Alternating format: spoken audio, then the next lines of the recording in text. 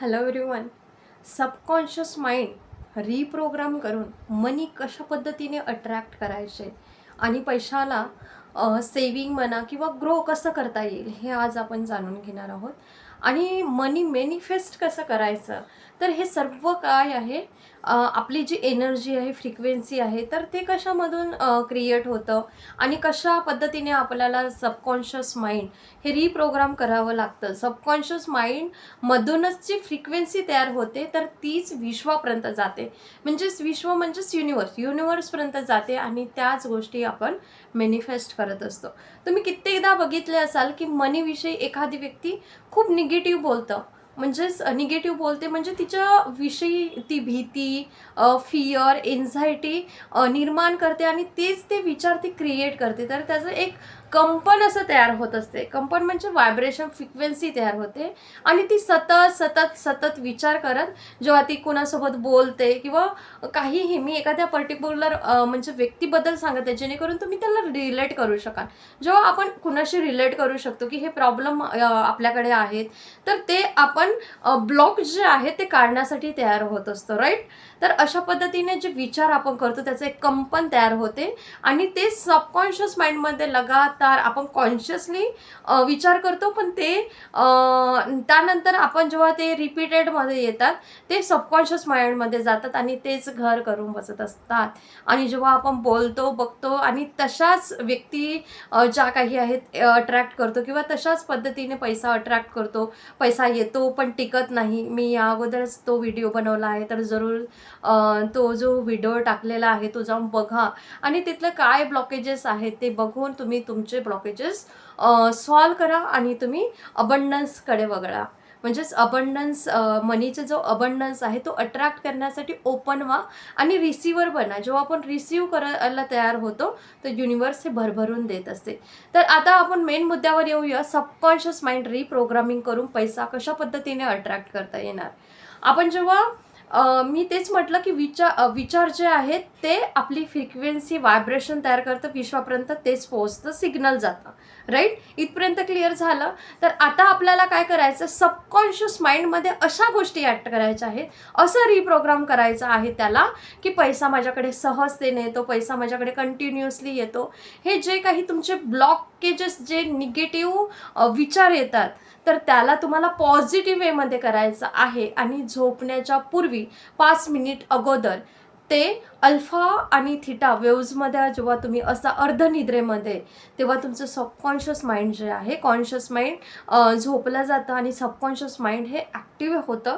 आणि जेव्हा आपण एखादी गोष्ट सबकॉन्शियस माइंडमध्ये टाकतो आणि जेव्हा ह्या अफर्मेशन आपण रिपीट करतो, तेव्हा ते जेव्हा जास्त प्रमाणात ते रिपीट होतात, ते सबकॉन्शियस माइंड ॲक्सेप्ट करतं की हीच ती रिॲलिटी आहे. आणि जेव्हा सबकॉन्शियस माइंड रिॲलिटी ॲक्सेप्ट करतं आणि ते सिग्नल जेव्हा युनिवर्सकडे सोडतो, कंपन जे व्हायब्रेशन फ्रिक्वेन्सी आहे, युनिवर्सकडे सिग्नल जाते आणि तशाच गोष्टी आपण अट्रॅक्ट करत असतो. तुम्ही बघाल की हे कसं काय मॅडम, तर मी सांगते तुम्हाला. तुम्ही बघा, एखाद्या वेळेस तुम्हाला निगेटिव्ह विचार आला, म्हणजेच विचार करत आहात आणि एखाद्या वेळेस असा विचार करतो की जे पैसे आहेत जर आता माझे खर्च होऊन गेले तर कसं होईल बरं, काय करायला पाहिजे. तुमचे हावभाव आणि एक्सप्रेशन तिथेच चेंज होतात. म्हणजे तुमच्या जे भावना आहेत, ज्या फिलिंग्स आहेत, ते तिथपर्यंत जातात सबकॉन्शियस माइंडपर्यंत. या युनिवर्सला तुमची ना भाषा कळत, तुम्ही कुठल्या लँग्वेजमध्ये बोलत आहात, मराठी, हिंदी, इंग्लिश नाही. तर तुम्ही कुठल्याही लँग्वेजमध्ये बोला, पण तुम्हाला जे आतून फिलिंग्स येतं, भावना येतात, त्या सिग्नल सोडतात आपल्या सबकॉन्शियस माइंडमध्ये. आपण जेव्हा हे रिपीटेड मोडमध्ये ऐकतो, बोलतो आणि ते ॲक्सेप्ट करतं सबकॉन्शियस माइंड, तर ते भावना निर्माण होतात आणि त्या भावना सिग्नल जातं युनिवर्सकडे आणि आपण सहजतेने अशा पद्धतीने पैसासुद्धा अट्रॅक्ट करू शकतो. आता पैसा जेव्हा अट्रॅक्ट करायची गोष्ट येते, तर यामध्ये तुम्हाला स्पेसिफिक असं गोल जेव्हा आपण तयार करतो की मला इतके इतके मनी हवे आहेत, थँक यू युनिवर्स. पण पैशाची जेव्हा एनर्जी यामध्ये येते तर तुम्हाला त्यामध्ये ॲक्शन घेणे खूप महत्त्वाचं आहे. हा रूल आहे की देगाव पनंगावरी असं काही होत नाही, तर त्यासाठी ॲक्शन हे घ्यावं लागत असते.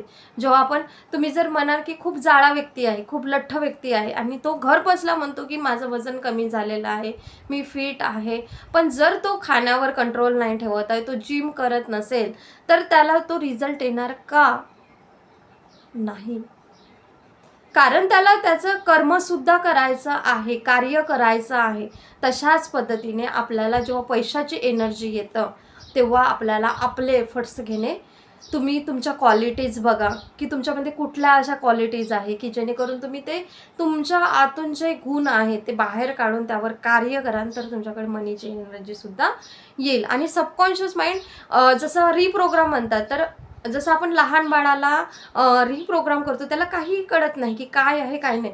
जसं आपण सांगतो ए फॉर ॲपल, ए फॉर जसं की कुणाचं नाव आहे अनिकेत या अमित किंवा कुठलंही, किंवा एरोप्लेन, असं या पद्धतीने आपण जर त्यांची रिप्रोग्रामिंग केली तर ते त्या पद्धतीने रिप्रोग्रामिंग होते. पण आपण काय करत असतो, आपल्याला तो पर्टिक्युलर एक शब्द आपण आपल्या बाळाला शिकवत असतो. A for apple, B for ball, हे आपल्याला सुद्धा शिकवलं गेलं होतं. तर कारण तो माइंड जो आहे तो रिप्रोग्राम झालेला आहे. तर आत्ता तुम्हाला तेच रिप्रोग्रामिंग करायचे आहे की पैसा टिकत नाही, हे रिप्रोग्राम नाही करायचा. ऑलरेडी तो प्रोग्राम झालेला आहे.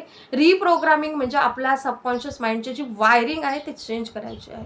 न्यूरल जेव्हा आपण पॉझिटिव्ह विचार करतो, हॅपीनेसच्या फीलिंग्स येतात, तेव्हा आपण हॅपीनेस जेव्हा क्रिएट होतं, तर तेव्हा ते केमिकल रिलीज होतात आणि ते न्यूरल पाथवे तयार करतात आणि RAS जशा पद्धतीने कार्य करतं सायंटिफिक वेनी. तर तुम्हाला हे जे निगेटिव्ह आहे ते रिपीट करायचं नाही आहे. तर पैसा माझ्याकडे सहज येतो, पैसा माझ्याकडे सहजतेने टिकतो, माझ्याकडे पैसा कंटिन्युअसली येतो. मी जे काही कार्य करतो त्यामध्ये मला यश मिळते किंवा मी त्यामध्ये यशस्वी होतो आणि त्यामधून सुद्धा माझ्याकडे मनीची अर्निंग होत आहे.